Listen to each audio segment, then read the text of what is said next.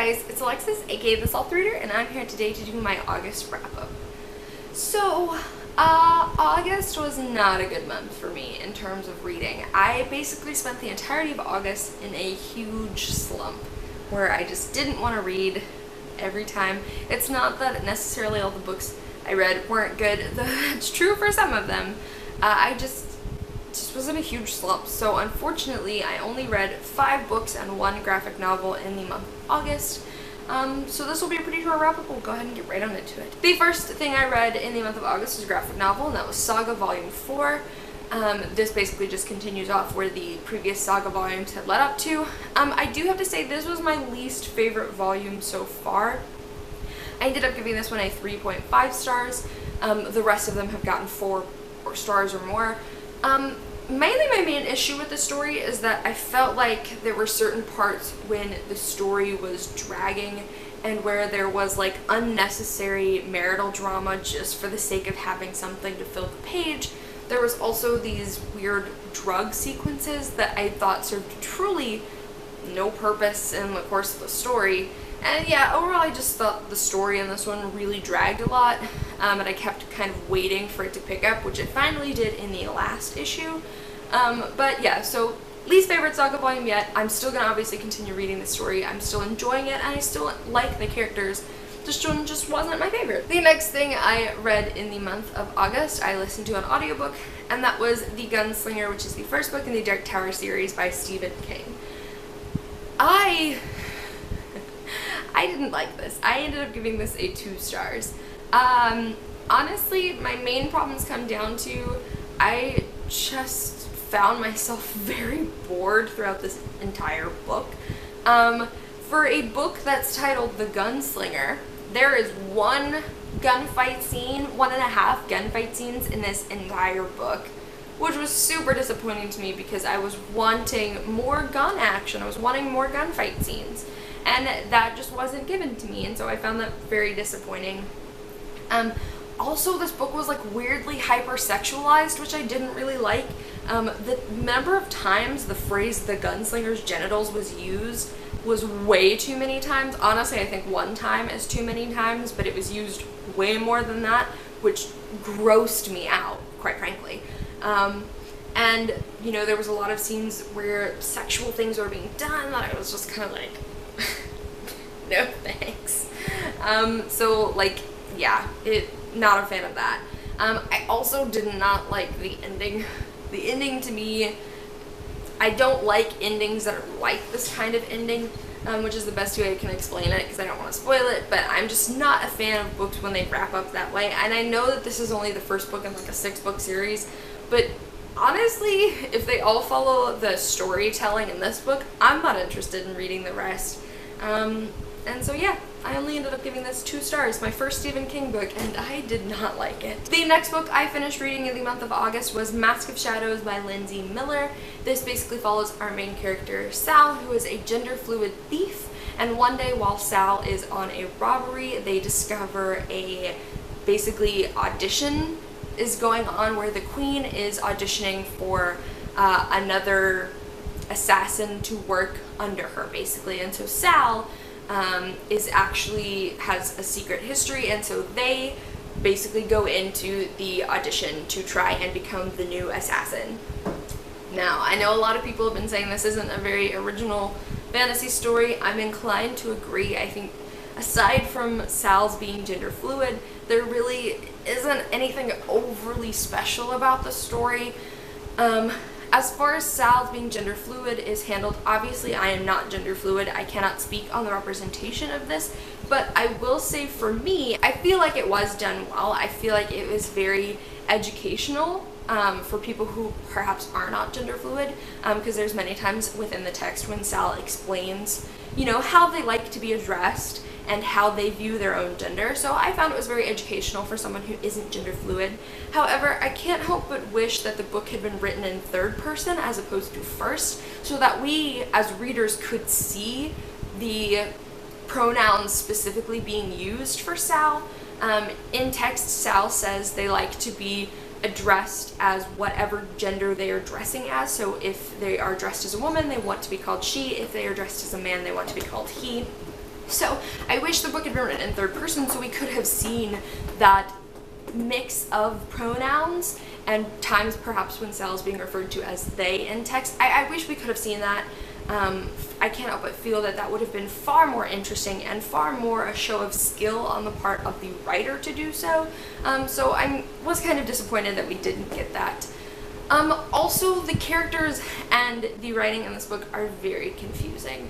The characters are all known as numbers because they're all wearing masks, and with the exception of Sal and 2 other characters of the 23 auditioners, it is impossible to tell any of them apart. They don't have distinct enough personalities for you to be able to tell which one is which based solely on a number. No physical descriptions, solely on a number.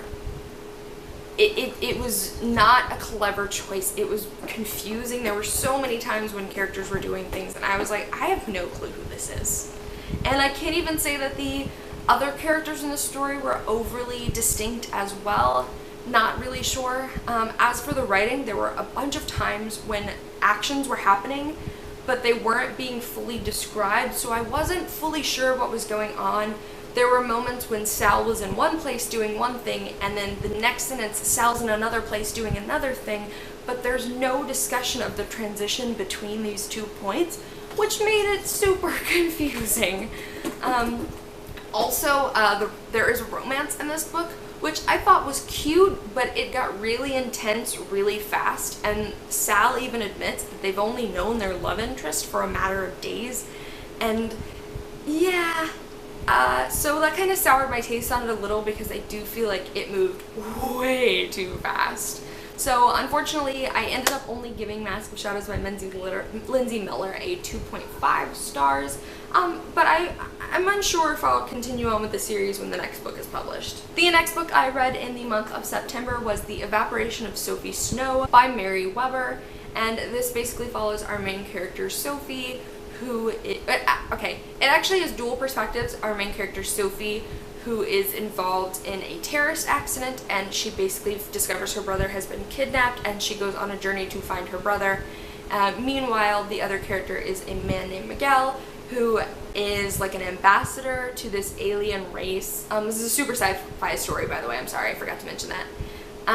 And so he and Sophie have a history, and so he basically gets wrapped up in this plot to help Sophie rescue her brother. I ended up giving The Evaporation of Sophies Snow 2 stars. The main I had quite a few problems with this book in particular. The first was that, to be honest, the plot was super underwhelming. The ending was anticlimactic. I didn't like the ending and how it all wrapped up. And just, it took nearly half of the book for the book to get to the interesting part of the plot, and even from there I don't feel like it ever picked up in tension or excitement. Also, the character Miguel is obviously Hispanic. I think it mentions his family is from Mexico in this futuristic world. Okay, so as someone who has studied, I'm obviously not Latina, but as someone who has studied Spanish as a language for 8 years of my life, I studied it in school, it is a huge reader pet peeve of mine when it feels like authors just Google Spanish words and then toss them into the dialogue or into the characters' thoughts, and that is exactly what this book feels like. Every other dialogue Miguel has, he's saying a random Spanish word, and it's like, we're trying to convey that he's Latino, but it's also like, there are many other characters of color from different countries and different ethnicities in this story, and none of them are using native languages. It's just Miguel. And Miguel is saying things in Spanish to people who are never confirmed as knowing Spanish, which, as someone who knows a lot of Latino people, they don't talk like that. They will if they know you speak Spanish, but if they don't know that you speak Spanish, they're not going to speak Spanish to you. So just the use of his Spanish felt so unauthentic and ungenuine to the language and to the people who speak it, especially because a lot of the words Miguel was using were super common Spanish words, you know, compadre, amigo, lo siento, stuff that pretty much people who don't speak Spanish are going to know. And it genuinely felt like the author just Googled Spanish words, and I just hated that. I hated seeing that because it was just, it was just a poor representation of the language, and that really rubbed me the wrong way, because like I said, it's a huge pet peeve of mine for that to be in a text, and it was, and that severely dampened how I felt. Not to mention, I just don't think the characters were very well developed in any capacity. They were a bunch of cliches. Miguel is the Latino man who, you know, is kind of a playboy, you know, he's real sexy, girls fall all over him. Sophie is a hacker character, and she is every hacker cliche you can possibly imagine. Yeah, I just didn't think that this was very good, and so I ended up giving it 2 stars. So, the next book I ended up reading in the month of August was Some Luck by Jane Smiley. This was one of my top books to read in 2017. I ended up giving this one a 3 stars. This basically follows this family over the course of 30 years, from when the first son in this family is born up until an event happens, and then it cuts off for the subsequent book in this series. I ended up giving this one 3 stars. I thought it was just okay. There wasn't really anything I loved about it, and there really wasn't anything I hated about it. There were a couple of moments here and there I thought were really well done, and then there were a couple of moments where I was just like, really wish this wasn't in the book. The biggest gripe I have with this book is that one of the sons in this family, who was my favorite character in the entire book, is treated so poorly by his family. Like, his family treats him like he's the unwanted child, and every time he does something smart or intelligent, they just brush it off and they're like, well, you could have done this instead. And he just gets no recognition for how, like, hardworking he is, and they constantly are comparing him to his older brother and saying how, like, not good he is in comparison, which drove me crazy, because I was like, are you kidding me? This kid's, you know, working his butt off to grow a farm all on his own, and you guys are like, well, you didn't go to college like your brother. And that made me so angry. And the whole book I was just like, you know, I hope Joe gets the attention he does, the appreciation from his family he deserves, and he never does. And I don't even feel like the author addressed that, like, you know, Joe was doing a good job, but too bad this family thought he was crap. So, like, that drove me crazy the entirety of the book, because I was so upset with how that was turning out.